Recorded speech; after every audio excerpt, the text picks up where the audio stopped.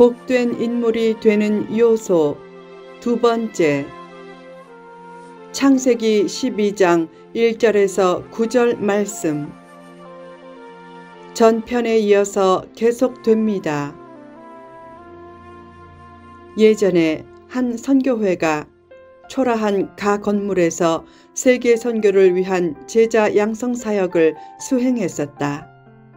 그렇게 어렵게 사역할 때 남편을 잃고 홀로 된 한 신실한 권사가 남편의 뜻을 받들어 의미 있는 일을 하고 싶다고 해서 남편이 남긴 재산으로 선교센터를 지어주었다. 거룩한 비전을 포기하지 않고 사심 없이 나아가면 홀로 있을 수는 있어도 혼자가 아니고 고독할 수는 있어도 고립된 상태로 있지 않도록 하나님이 좋은 동역자나 후원자를 붙여주실 것이다. 예레미야 29장 11절에는 이런 말씀이 있다. 여호와의 말씀이니라. 너희를 향한 나의 생각을 내가 아나니 평안이요 재앙이 아니니라. 너희에게 미래와 희망을 주는 것이니라. 얼마나 가슴 벅찬 말씀인가.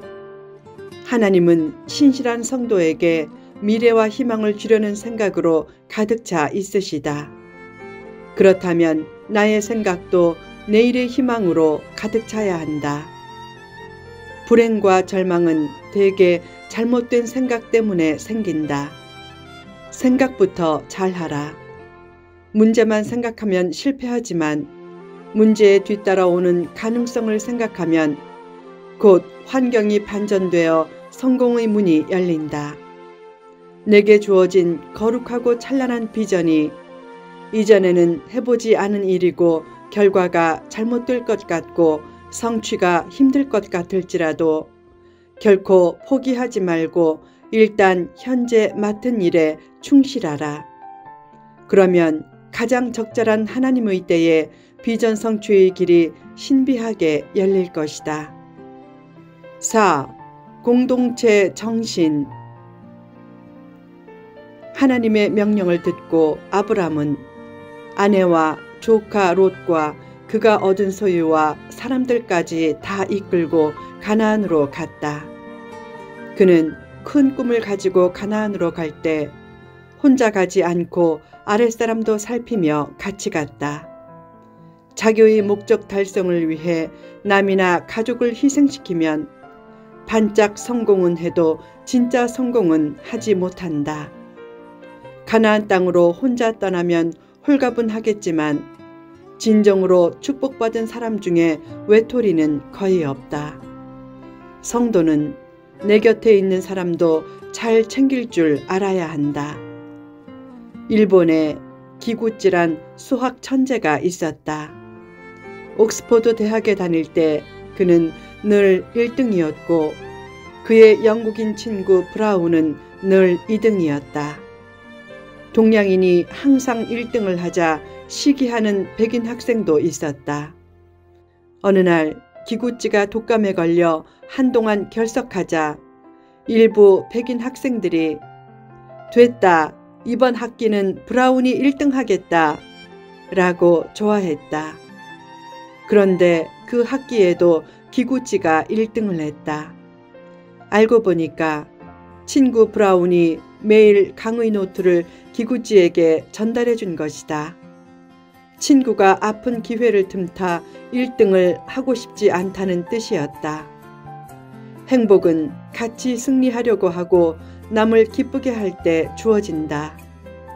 혼자 잘 살려고 하면 편안해지지만 같이 잘 살려고 하면 평안해진다.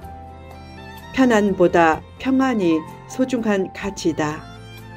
행복은 편안이 아닌 평안을 통해 주어진다. 혼자 잘 살려고 하기보다 같이 잘 살려고 하라. 왕자병과 공주병에 걸리면 함께 불행해지지만 서로 왕자나 공주처럼 대해주면 함께 행복해진다. 5. 교회 중심적인 삶. 아브람은 가나안 땅에 들어와 세겜 땅 모래 상수리 나무에서 제단을 쌓았다. 아브람은 가는 곳마다 제단을 쌓았다.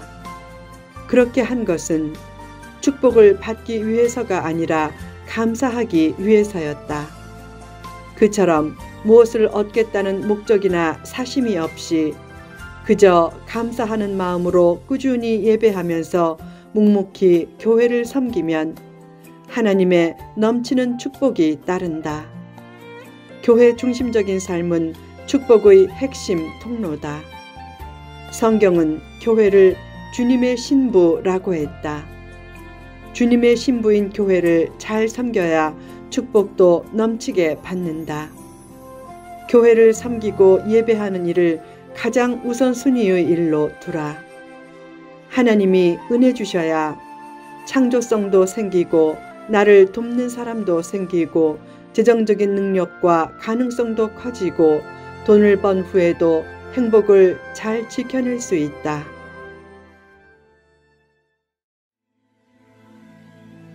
요새 행복하겠다고 돈을 벌어놓고 오히려 불행해지는 경우가 많다. 미국에 이민 가면 여자들도 남자들과 거의 똑같이 일한다. 그렇게 열심히 살아서 돈을 많이 버는 것이 꼭 좋은 결과를 낳지는 않는다. 돈이 많아진다고 가정이 더 행복해지지도 않는다. 호주머니에 돈이 들어오는 순간 갈등이 커지는 경우도 많다.